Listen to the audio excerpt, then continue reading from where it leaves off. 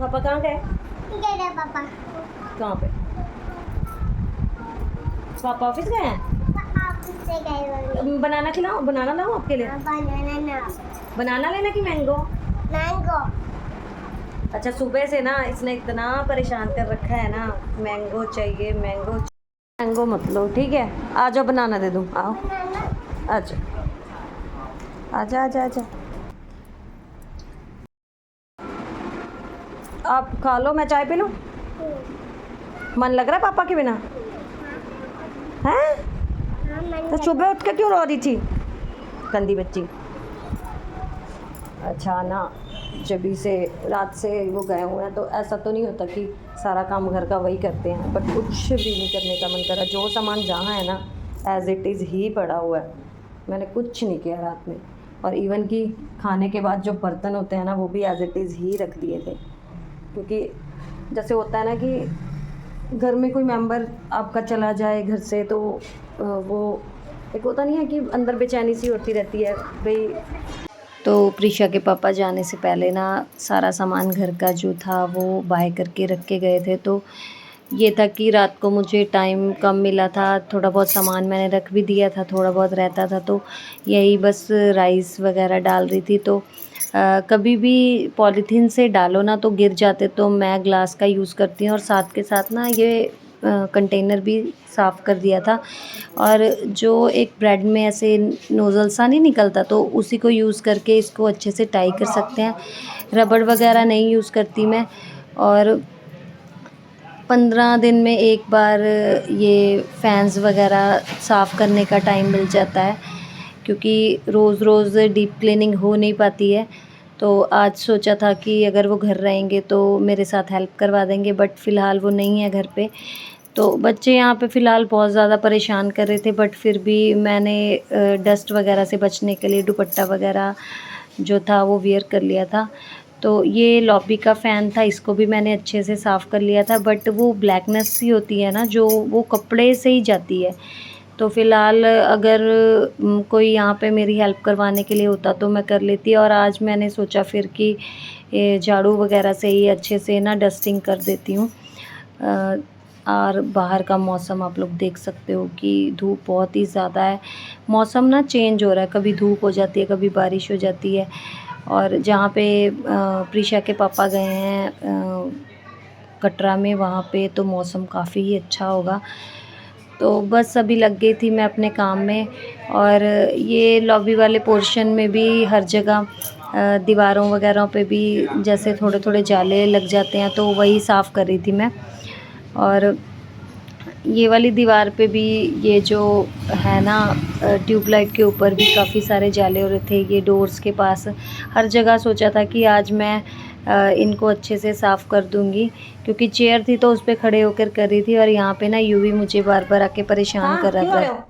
हाँ क्यों रो रहे थे सोनी, रो क्यों रहे थे? पापा कहाँ है? पापा अंदर है, जाओ ढूंढ के आओ। देखो है पापा, कहाँ है पापा? हाँ प्रीशा, ये क्या हाल कर दिया बेड का? यूवी यूवी उठ गए, तू उठ गए?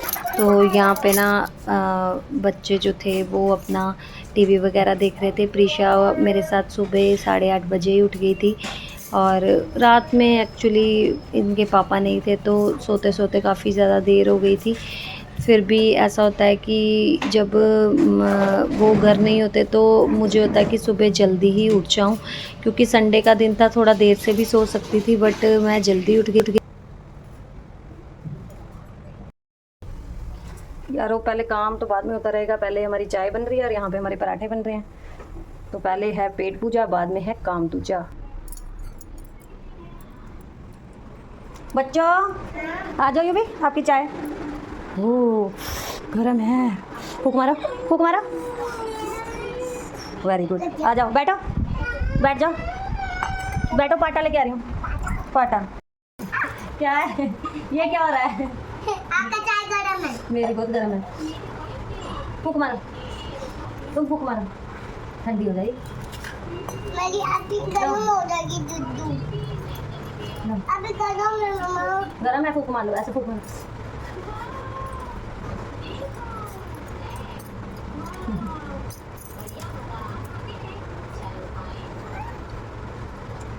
कैसा कैसा पीछा पीछा कैसा पापा बाले क्या हुआ बाले मम्मा कौन पापा तो फिर तुम पापा को ढूंढ क्यों रहे हो पापा तो है ही नहीं घर पे तुम क्या बोलते पापा मम्मा को मम्मा को वाटे नाके नाके नहा क्या ईशा क्यों मारी भाई को कहाँ मारा पैर में मारा देखो पैर में मारा है साइकिल प्रीशा पापा नहीं है ना पिटाई मत खा लेना 2 मिनट रेस्ट करने दो ठीक है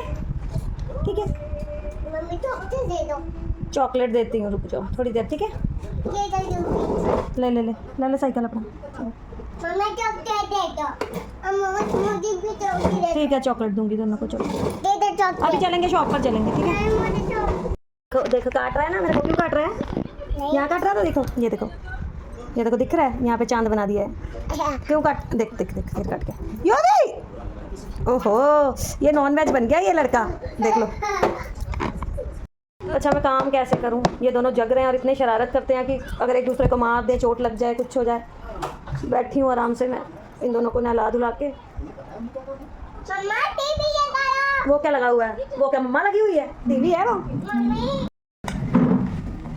नहीं मैंने अभी सफाई की थी ये क्या हो रहा है क्या हो रहा है नहीं ये सारे आलू किसने बोले लाने के लिए दूधी ना लो यो भी जाके ना रख दो किचन में आलू चलो नहीं मैं दूधी ना लो पोटैटो रख के आ जाओ नहीं मैं दूधी ना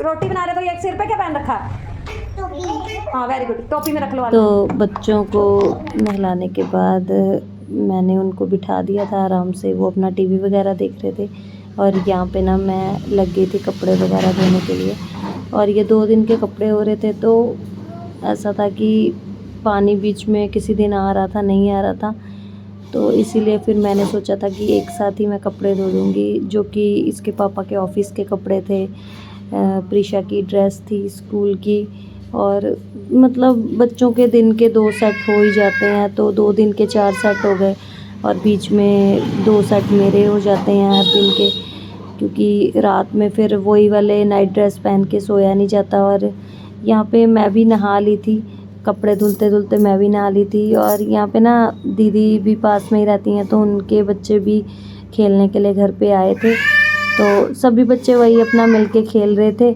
और मेरा काम जो था वो हो रहा था। और ये ना संडे का ब्लॉग है तो एक्चुअली ऐसा है कि सभी लोगों को संडे की छुट्टी है इवन मेरी बेटी को भी संडे की छुट्टी होती है हस्बैंड को भी संडे की छुट्टी होती है सिर्फ एक हम हाउसवाइफ्स हैं जिनको संडे तक की भी छुट्टी नहीं होती है पूरा दिन बस काम में ही निकल जाता है और जब सोचो कि कुछ आराम कर लें तो बच्चों की कुछ ना कुछ फरमाइशें रहती ही हैं और कभी हस्बैंड्स के बारे में सोच लो कभी बच्चों के बारे में सोच लो खुद के बारे में हमें एक बार भी नहीं सोचना रहता है।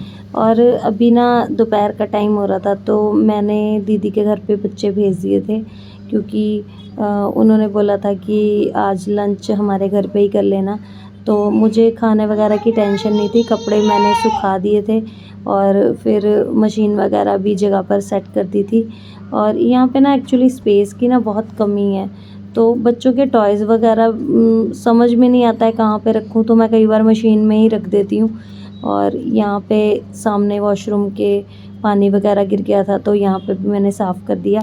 अब किचन का काम जो था वो थोड़ा बाकी था तो ये ना मैंने घी बनाया था कल तो सबसे ज़्यादा मुश्किल ना ये बर्तन धोना लगता है तो मैं ना आज आप लोगों को एक ट्रिक बताती हूँ कि ये जो घी का बर्तन होता है ना इसमें पानी भर के आप लोग रात में फ्रिज में रख दीजिए और सुबह उठ के जब आप इस पानी को छानोगे तो उसमें से भी थोड़ा बहुत घी निकल जाता है और ये नीचे जो लगा हुआ होता है ना ये सारा साफ़ हो जाता है ईज़िली बहुत ईज़िली साफ़ हो जाता है। और इसके बाद ना नींबू का रस बना रही थी मैं तो नींबू का रस भी बिना गुद्दे का जो होता है ना अच्छा नहीं लगता है जैसे कुछ लोग छान लेते हैं तो वो मुझे पसंद नहीं है तो मैं क्या करती हूँ कि चम्मच में इसको छान लेती हूँ तो इसमें इजीली जो बीज वगैरह है ना ऐसे निकल जाते हैं तो इसको छानने की भी ज़रूरत नहीं है तो बहुत ही अच्छा बनता है ऐसे नींबू पानी क्योंकि गुद्दा जब छन जाए उसका कोई फ़ायदा नहीं है तो इसके छिलके जो है ना मैंने वो इसी पैन में डाल लिए थे और थोड़ा सा ना निरमा डाल के रख दिया था तो बस हमारे बर्तन धोते धोते ना ये जो है ना निरमा और ये नींबू के जो छिलके हैं, तो इससे क्या होगा कि बहुत ही इजी वे में ना आपके बर्तन जो है ना वो साफ़ हो जाएंगे।